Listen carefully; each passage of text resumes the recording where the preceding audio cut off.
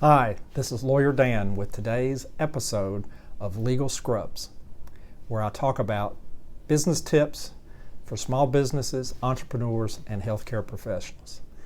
Today's episode is going to focus on the internet, and in particular, email marketing. Lots and lots of businesses have decided to incorporate email marketing into their business plans. And it's a great way to advertise your business, and you can get your information out, your advertisements out to a broad array of people by utilizing the internet.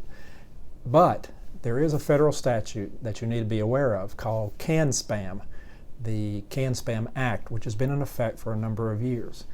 And if you do use email marketing, you need to make sure that your email advertisements are compliant with CAN-SPAM, because if they're not compliant, you subject yourself to the possibility, at least, of significant fines and penalties for violation of CAN-SPAM. So, what are the key requirements for using email marketing in a legally compliant way under CAN-SPAM? Number one, you want to make sure that your email headers are accurate.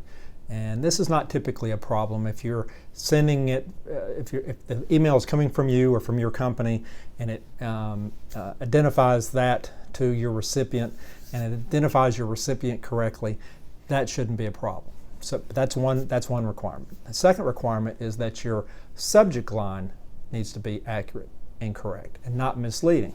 So, for example, if you're providing an email message to potential customers that describes your product in some way, you don't want to have some catchy subject line that just gets the attention of the reader to get them to read your email, but it has nothing to do with your advertisement or your product. For example, free Florida vacation in the subject line, and when you get down into the body of the email, it says, "Just kidding, now that I've got your attention, let me tell you about my product or my service." So you don't want to do that. You want your subject line to be accurate and not misleading.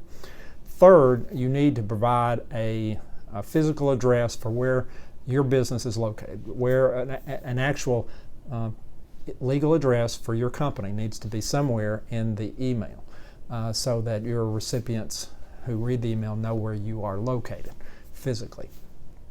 Fourth, your email needs to be clearly marked in some way that it is an advertisement. So whether through the language that's used in the email, or if it just simply says this is an advertisement at some point in the email, you need to make sure that it's clear to a reader that the email that they are opening and reading is an advertisement. Another requirement, I guess this is fifth, is that you have to make sure that if your recipient decides they don't want to get any more emails from you, they're tired of getting emails from you marketing your goods and services, that they have a way clearly marked in the email to unsubscribe from your list so that they won't receive any more emails from you. And if you do get that kind of unsubscribe request from one of your recipients, you need to honor that request promptly, and so that you don't keep sending emails to someone who has notified you they don't wish to receive any more emails. Okay, that's essentially it. Those are the key components of having a legally compliant email marketing campaign that would pass muster under CAN-SPAM, and a lot of this is just common sense, and that's why you have seen yourself, I'm sure, lots and lots of times that emails from companies have these links for unsubscribing, and they will have an address, and they'll somehow be marked that they're an advertisement, and hopefully the subject lines match what's in the body. So that's the kind of thing you have to do if you've decided to incorporate email marketing in your business plan. That's it for today. I hope that helps, and we'll see you next time. Thanks.